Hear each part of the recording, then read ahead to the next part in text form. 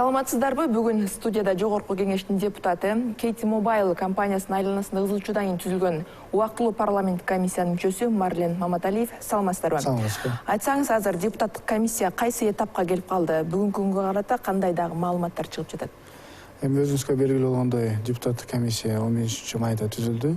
Ошол биздин массалык маалыматтарга бир топ ошол маалыматтар чыгып, ошол Кейти Мобайлдын жумушчулары алып аткан айлык маанайынан кесепетинен, андан сырткары ошол жерде жетекчилердин азыркы премьер-министр тууганы деп айтылгандан кийин комиссия түзүлүп, өз ишин экинчи эле күнү баштады. Биз биринчи эле күнү ишти баштаганда бир топ суроолорду, талаптарды койдук. Ошол менен бирдикте ошол жакта эксперттерге, счетный палатага өзүбүздүн тапшырмаларыбызды бердик да. Себеби биз берип аткан суроолорго толук маанай жооп ала алган жокпуз. Андан сырткары массалык маалыматтарда чыккандан сырткары дагы жаңы информациялар келип түштү. Ошолордун алкагында биз эксперттерге азыр тапшырма бердик.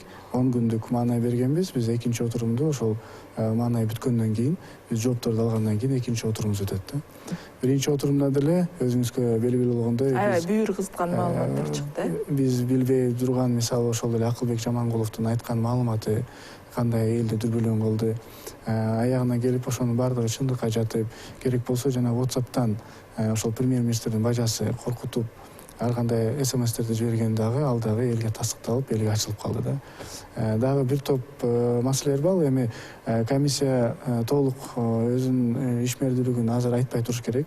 Себеби эгер биз айрым информациялар айтып койсок, аларга биз жообун алып калышыбыз мүмкүн да. Алар ошол жоопторго даярданып, же кандайдыр бир шактар болуп кетиши мүмкүн. Ошон үчүн биз өз ишмердүүлүгүбүздү жашыруунда алып барышыбыз керек да. Эми элге белим калган нерселерди биз айтып берсек болот. Ал эми жашыруу нерселерди өз убагы келет. Жашыруун болгондо эмнеге байланыштуу бул жерде? Эми башка да туугандар чыгып жатабы? Биз бул комиссия бир айда эле ишибизди бүтүрөбүз деп чечим кабыл алганбыз. Кудайым буйрса, ошол бир айдын ичинде эле биз ушул эл менен жолугушууга кеткенге чейин эле өз жумушубузду бүтүрүп, толук айкын эмне болгонун баардык элге айтып беребиз жана ошондой эле палатага чыгарабыз деген чечимибизди чыгардык да. Эми ал жерде жашыруун дегенде, мисалы, баягы өзүндө следствие деп коет да, следствие сыяктуу да жүргүзөт өзүнүн жумуштарынчы. Айтылбай турган нерселер бар да. Кийин биз айтып алган нерселер тастыкталбай калса, же ал туура эмес болуп калса, туура эмес информация кетип калат да. Биз комиссия өзүбүздүн чечимибизди так фактыларга гана коюшубуз керек. Негизи ушу жашырганда көп күмөнөөлөр жаралат да, демек сүйлөшүүлөр жүрүп жатабы деп. Жок, жашыруун дегеним ал фактылар тастыкталып элек да. Бизге информация көп эле түшүп атат. Ар кандай информациялар келип атат. Бирок алардын баарын тастыкталыш керек да. Мен мисалы бир эле мисал каршы мен айтып берейин. Биз ошол жерде мамлекеттик органдарга суроо бергенибизде, чындыгында ошол маалыматтарга чыккан маалымат СМИлерге чыккандай эле ошол айлык мааналары ушунчалык чоңбу деген сурообузга жок, анчалык чоң эмес деп бизге жооп берди. Мисалы эле ошол Кейти Мобайлдын зам директору, премьер-министрдин бажасынын баласы 300 миң алат деген сөз чыкты эле. Ал жерде бизге мамлекеттик органдардан жооп берип атышты 170 миң депчи. Бирок эми биз билебиз да, биз органдардан запрос кылдык, ошондой эле соцфонд деген бар, налоговый деген бар. Ал жерде ачык айкын ким гана болбосун, кайсы гана жаран болбосун, ал жерде ачык айкын жанагы зарплатасы, айлык маанай көрүнөт да. Мисалы ошол 300 миң алды дегени ал тастыкталды. Демек 170 миң алам деп калп айтып коюптур. 170 миң алам деп эми ошол калп айтып аткан жагы чыгып атат. Андан сырткары жана мамлекеттик органдарда жообу толук болбой калды да. Алар бирок жооп берип атканда биздин информация боюнча 170 миң деп жооп берген да. Демек бул жашыруунда калып жүргөнбү, кандай анан? Жок, жашыруун эмес. Эми ал жерде штаттык жанагы оклад деп коет да. Андан сырткары, окладдан сырткары дагы бир кандай бир төлөмдөр болгон деп атабыз да. Да, ушунун баардыгын азыр счетный палата бир 10 күн ичинде тастыктап берет. 27-майда өз жумушун бүтүрүш керек. Бүгүн 24, 3 күн калды. 3 күндөн кийин ушулардын баарын бизге тастыктап берет да. Бул эле эмес. Негизи эле ушул Кейти Мобайлга 160 миллион, 170 миллион сом которулган да, биринчи транш болуп Мегакомдончу. Ошол акча каяка кетти? Кайсы жака сарпталды?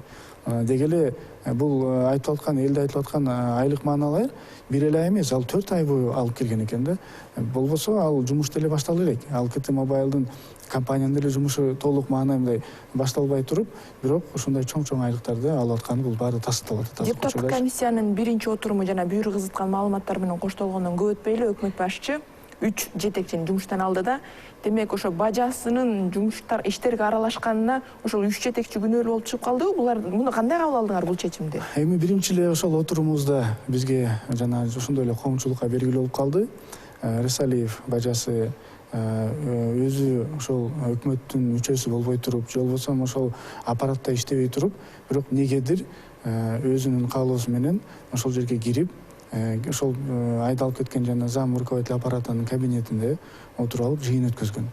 Жыйын өткөзүп, анын эч кандай бир түздөн түз тиешеси жок болсо деле жыйын өткөзүп, ал жерде мамлекеттик гос органдарга тапшырма берип, керек болсо ушундай катуу сөздөргө айтылганга чейин айтылып келип атат да. Мунун эми баардыгы азыр толук тастыкталып элек, бирок кабинетинде ошо отуруп алып жыйын өткөзгөнү бул толук тастыкталды да.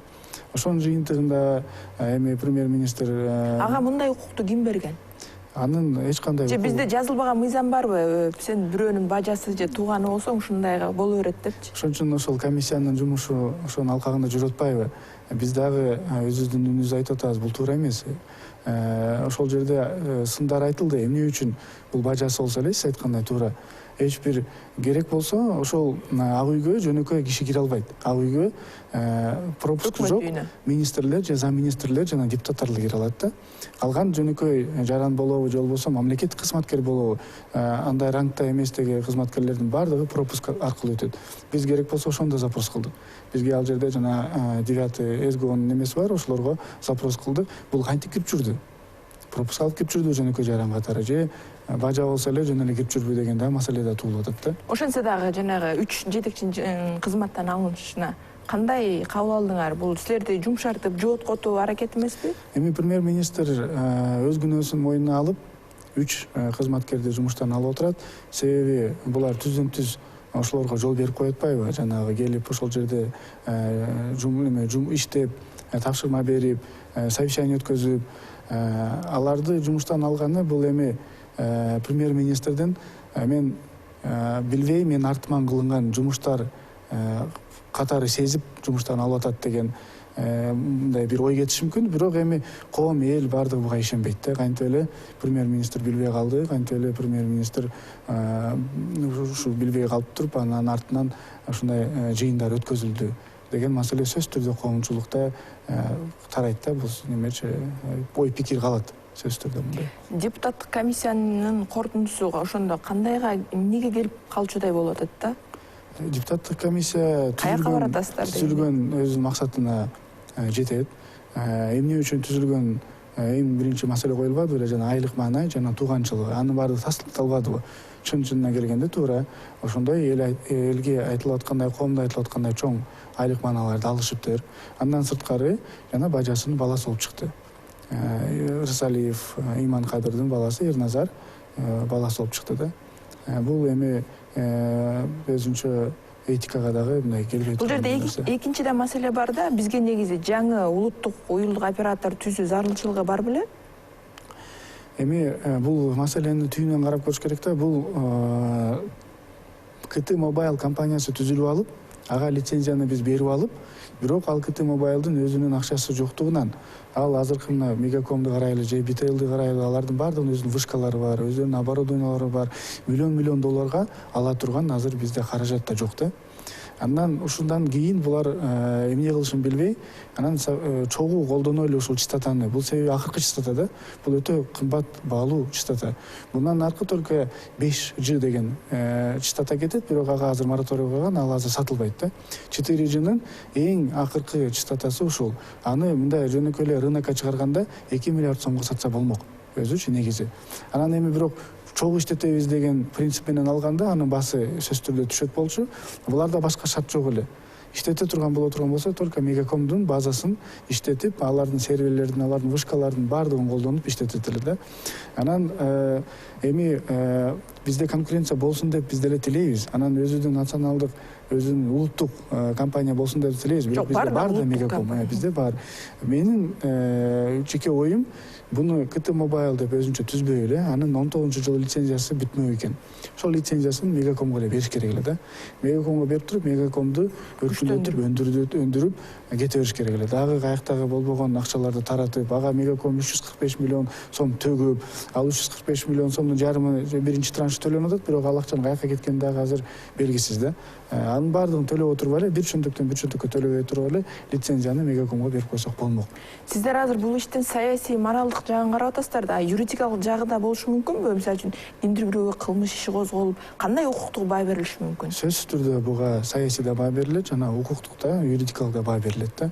Мунун артында мисалы үчүн эмне деген беренелер чыгышы мүмкүн да, эмне? Эми биринчиден жанагы Рысалиевдин кирип өзүнүн функциясына кирбеген нерселерди кылып атпайбы, жыйындарды өткөзүп атпайбы, бирок ага жол берип, биздин дагы ошол жерде отурган атка минерлер дагы жол берип атат. Ошолордун баарына юридикалык баа берилиш керек, жана саясий баа эми берилип калды, алардын баардыгы жумуштан алынды да. Бирок эмне үчүн ал өкмөттө эле эмес, ал ошол Госкомитет связиндагы зданиясына кирип алып, ошонун жетекчисинин кабинетине отуруп алып, ошол жерде да жыйын өткөзүп атпайбы. Анан бунун баардыгы мыйзамдуу эмес шарттар болуп атат да. Эми акчалардын таратылышы же акчалардын кетиши боюнча дагы бул жерде укуктук баа берилет да. Бул дагы экинчи этап, бул да Кудай бурса каралат. Демек жана 4 ай 300 миң сомдон алса, 1 миллион 200 миң сом жөн эле абага кеткен болуп калат абы? Эми айрым бир эле адамдыкы болуп атат да. Ал жерде 27 штаттык единица болгон, 27 киши иштеген. Айрымдары айлык алып иштеди дейт, айрымдары айлык албай иштеди дейт. Бирок чыгым болду да, чыгым кетти. Жана Мегакомдон төлөнгөн 160 миллион сомдун дагы аягы жок. Каяка төлөнгөнү эми азыр тастыктап атышат. Алар да канчалык түрдө мыйзамдуу түрдө берилди, берилбеди, аны да каралат. Андан сырткары ошол жетекчилердин ошол жерге жумушка кириши да кандай кирди. Толук мыйзам түрүндө кирди.